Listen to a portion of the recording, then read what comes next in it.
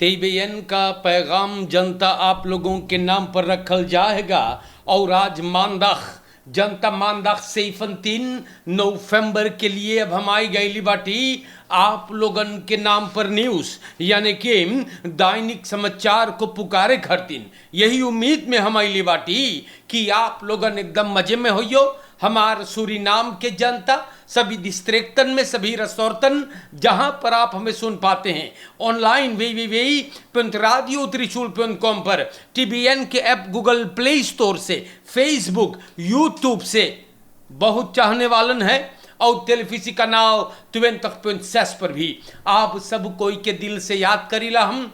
और आज एक बार फिर बताबे देश में का भइल सबके मोहब्बत से अस्सलाम अलैकुम नमस्ते राम राम। खुद मेडाख या खुद नाफंद जो नाप स्वीकार या कबूल करे। अगर आपके घरे आज कोनो फरियारी बा खुशी के बाद भइल हम लोग मुबारकबाद देला। और अगर आप बीमार बाटे सिकन हैश में बाटे अपने घरे बाटे जीवना ठीक है दुआ प्रार्थना है कि आप अच्छा हो जाए।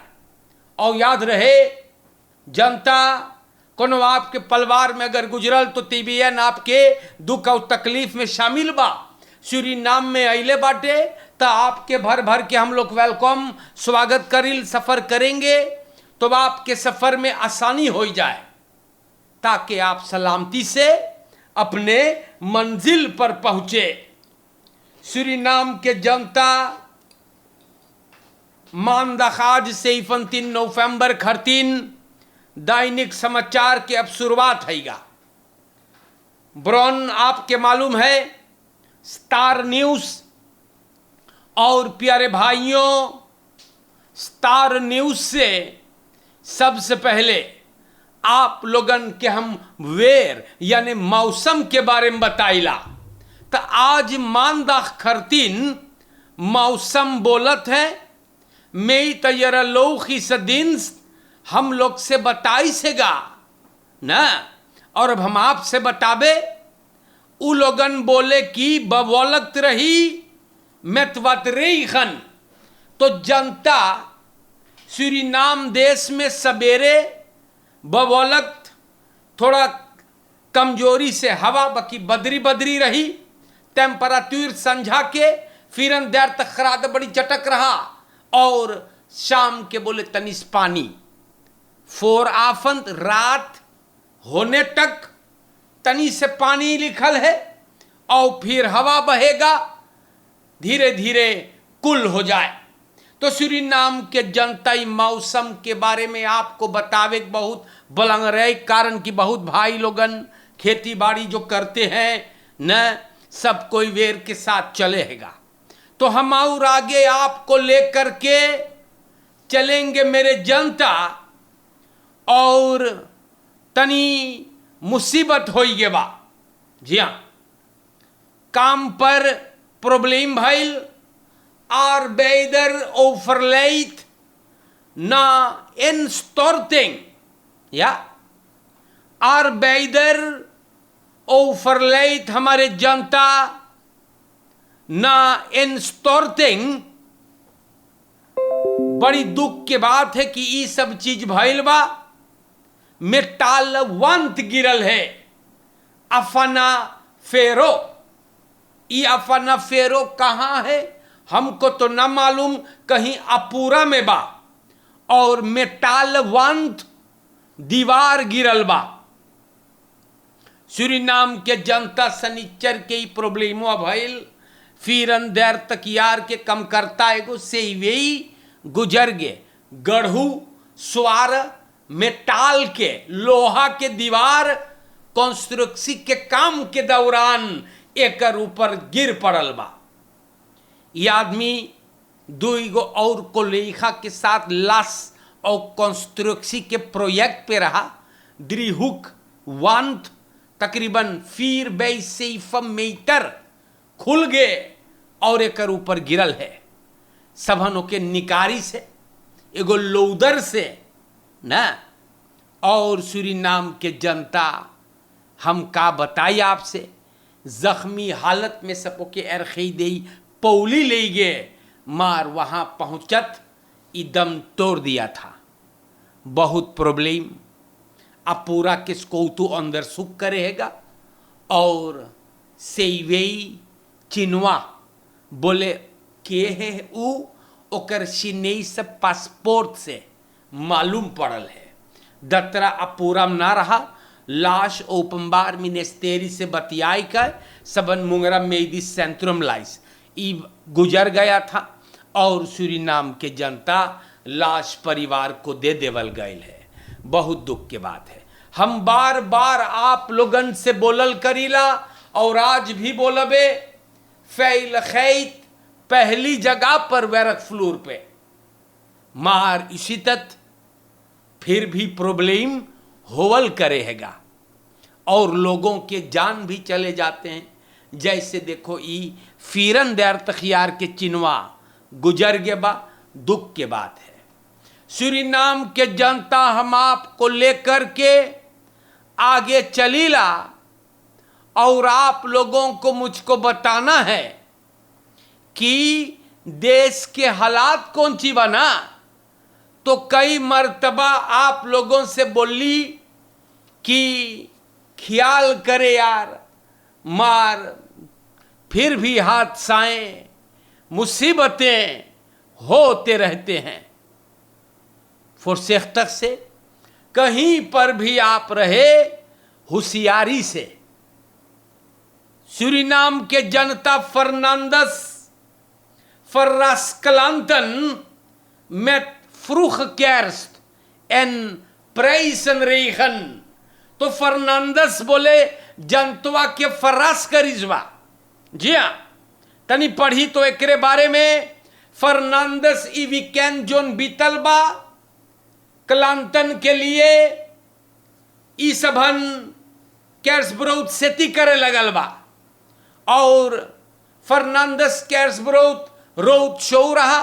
लोग गए रॉकऑयल के पास सऊथ, जहां पे प्राइज जीत सकते एयर फ्रायर्स, टोस्टर, हैंड मिक्सर्स है, इलेक्ट्रिक स्कूटर और एक्स्ट्रा कैर्सब्राउट।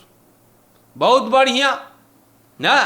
फर्नांडस अपन कैर्सब्राउट इसका खुलासा कर दिया तनी प्रोग्राम के साथ जाने तो, और बोले हैगा हम लोगन ई बरस लंबा कैर्सब्राउट ना काटबे बाकी कदौ बांटब। तो रोड शो स्टार्ट भइल हैगा अक्टूबर से और चलेगा 12 दिसंबर पर। हमारी बहु वानिका कोमवैन परक मरवैना ई लोगन सब जा चुकल बा और तमाम लोकासिस पर जहां सब गए एगो इलेक्ट्रिक स्कूटर फरलोत होवे आज होफ प्राइस। बहुत बढ़िया बात है ना। तो सूरीनाम के जनता ये सब अपन कैर्सब्राउट प्रमोट करे है तो जी हाँ, ताकि वो लोग के बिक्री हुए। फर्नांडस फर्रास क्लांतन में फ्रूख कैर्स एन प्राइसरेखन। स्टार न्यूज पे फर्नांडस के कैर्सब्राउट आप लोग जाने नंबर 1 बा जाने तो मार उ लोगन अपन कारोबार करे हैगा एन जरूर आपके इलाका में आई तो जरूर मोइती करियो है। हमारे सूरीनाम के जनता यहाँ पे एगो इन खसोंदस्तुक है जोन पे हम एफस्नेल से गौर करबे।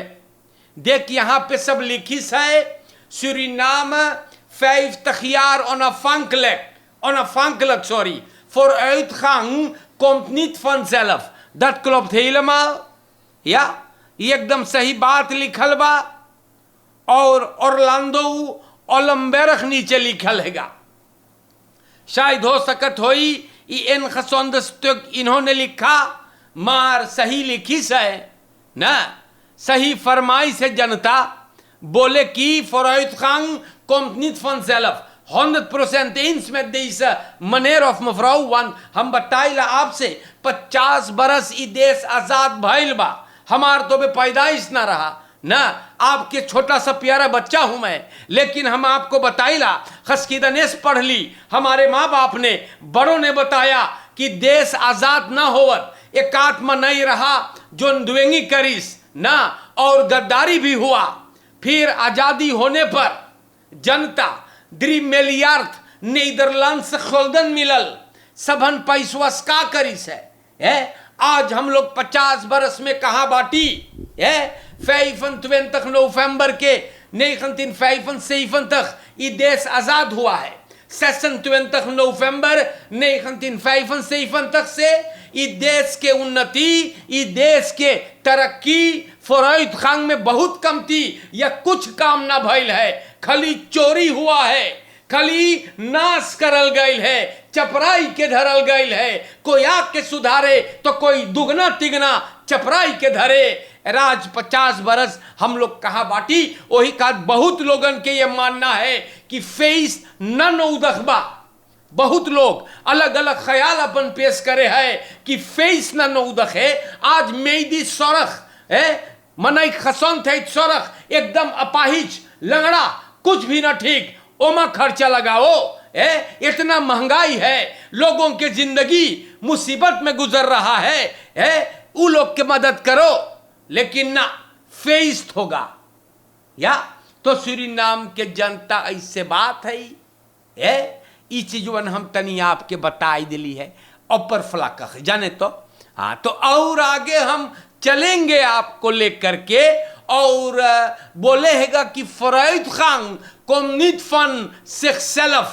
Je gaat er hard en eerlijk voor moeten werken.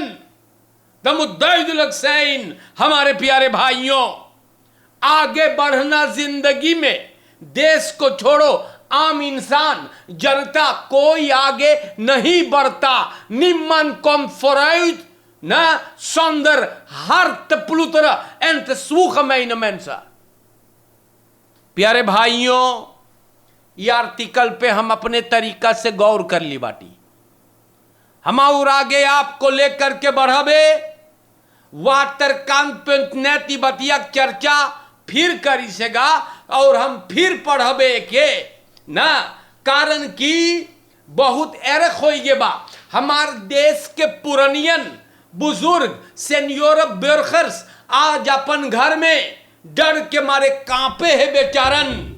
डर है कि कोई दरिंदा, कोई वैसी जानवर, कोई राक्षस, कोई जांगर चोर फिर न घुस जाए।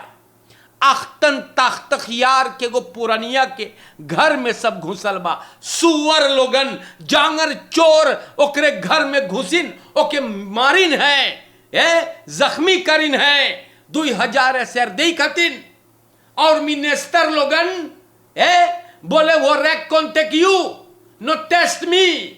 और आखिरी में ये श्रीबी है। प्यारे भाइयों, अगर ना सपरे तक लखेत बाहर दूसरे बैठाओ जो कुछ करे। प्यारे जनता, हमार बुजुर्गन बहुत तकलीफ में बा एंड दैट विल वेन इट। ऊ बेचारन अपने जवानी में खून पसीना बहाए, देश के उन्नति में भी बैद राख अपन बाल बच्चन के परवरिश। और आज बुढ़ापा ई गति मिनिस्टर लोग के शर्म चाहिए। तू लोग नस पांग करे है अंदर तू लोग के 15-20 गो फैल खैचमान है लानत है तुम लोगों पर। सूरीनाम के जनता वखां फैरदर और आगे हम आपको लेकर के चलब हार्थ रेइदर। हार्थ रेइदर देख, हार्थ रेइदर लिखल बा। कोनो सनकहा पगला बउला झक्की जोन हार्थ रेइदर बा उस तेल स्तांत गाड़ी में भिड़ा कर फुतखांगर को भी मारे बा।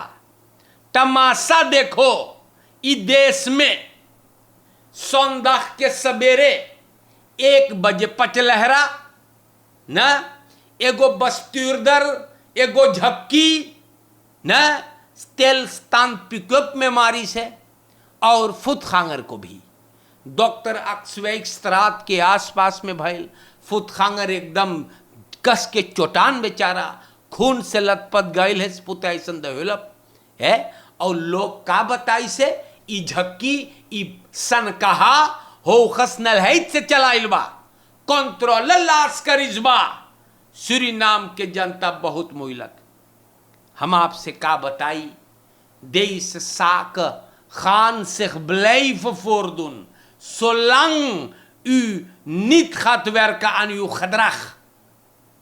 In het verkeer 0,0. प्यारे भाइयों, हम आपके साथ और आगे बढ़ीला।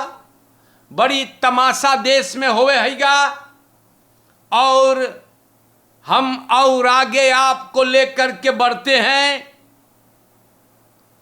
तैनमान आन खहौदन जनता तैनमान पकड़ाई के बंद भइल बा।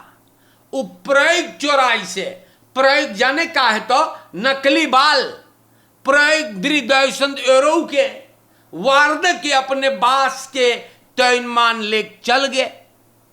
जनता सेशन देर तखियार के LF फ्रेदाख जोन बीतल क्वार्ट फोर नेख नालिश करिस है। सांतो दौरब के सिपाही बोले 12 प्रयोग हमार चोरी भइल मनेर। हाँ बोले हम ई तैनमान आयल और हम लोग काम करत रही है और ये आदमी मौका पाते ही मार दिया। चोरी किया है तैनमान ने, ई मफराउ नालिश करी सही। एन सूरीनाम के जनता प्रयोग गायब नालिश किया है और ई आदमी तैनमान को पुलिस से गिरफ्तार करीस और बोले हाँ मनेर हम ले ली बाटी। तो तैनमान बंद है। तो देखो काम पे ले लो काम करे के तो ये और बड़का काम कर गए। हे कल ही मोइलक यार, बड़ी गड़बड़ हम आपसे बताई। हमारे देश के जनता एनन सेस्खियार खमान दोत आन खत्रोफल लंग्स द वेख न्यू सारोन एन बैडमिंटन स्त्रात के हुकू पर सनीचर के गो लेक मिले हैगा लाश। सिपाही पहुंचल, लोगों ने इतला किए हैं एन एनन सेस्खियार के अल्बर्ट ब्रंसवेक ये आदमी को फास्ट वोन या फरब्लेफ ना रहा, शायद स्वेरफर रहा होई ना सबन आर्ट्स बैल करी से और ओकर बाद लाश गयल अकादमी सिकन हाउस के मोर्टुआरियम यानी मुर्दालय में। तो प्रॉब्लम वो फास्ट वोन प्लेक ना रहा, प्रॉब्लम शायद होई जाने तो और ही बंदा गुजर गए बा। दुख के बाद जरूर है मार ई हो सके शायद बीमार वगैरह रहा हो ना। तो हमारे सूरीनाम के जनता हम लोग आपको लेकर के और आगे बढ़ीला। एन तनी आप लोगन को बता दे बहुत चोरी होएगा, आप लोगन ख्याल करे यार। खास करके हमार देश के बुजुर्गन पुरानियन जोन बा फौराल जब आप लोग अकेले रहे हैं बचाई के अमदात सबन लखे हैगा और मौका पाते ही आप लोगन के सब प्रॉब्लम में डाल दे दो। वेसी ऑफ यहूदा अख्तन ताख्तखियार के गो पुरानिया बेचारी डराई गे बा ना, ओकर गहना 2000 सरदे के पीछे ई सबन ओकर घर उखाड़े बाटे हैं। तो आज के लिए हमने एक बार फिर कोशिश करके आप लोगन के नाम पर न्यूज पुकार कर ली बाटी। लास्ट पे फिर बोलबे फरकेर में होशियारी से यार, खाली प्रॉब्लम फरकेर में और इधर उधर डाम पे ना बौर यो पगला घर सब चलावे भिड़ा दिए या और चोरन चपाटन से भी बच करके फौराल हमार बुजुर्ग लोग द सीनियर ब्यूरोक्रेट्स बहुत बचाई के आप लोगन। एन आगे में लड़कन से बात करे फौराल ए बाइक किन के देले बाटे ख्याल करिए। लड़कुआ बहुत बदमाशी करे हम बताइल आपसे। और प्यारे जनता अपने घर पे फोकस करे या आपको गुजरे हुए हफ्ता बतैली है सबन बोले भैया फिर से तू ऊपर गौर करिए या फास्ट पार्टनर आपके ना है, कंडोम इस्तेमाल कीजिएगा वरना मरोगे या दुस ख्याल करे। और अगर फास्ट पार्टनर है dan moet u dan ja, geen vreemde zaken gaan uithalen en zich houden aan uw vaste partner. Vertrouwen moet er zijn हमारे जनता, और आज के वास्ते हमने आप लोगन के नाम पे खबरें बयान किया। इधर उधर सुअरघत मुंह मारत चलियो गंधौरा स्टाइल तो मरोगे। मोई से रहियो। सलाम अलैकुम व रहमतुल्लाहि व बरकातहू। सबके राम राम नमस्कार। मोई से रहिए जा। और जनता आज एक बार फिर रजेन आया और आपको बताया कि देश में हुआ क्या। शुक्रिया। इंशाअल्लाह जिंदगी रही तो फिर भेंट होई। दैनिक समाचार खत्म होता है।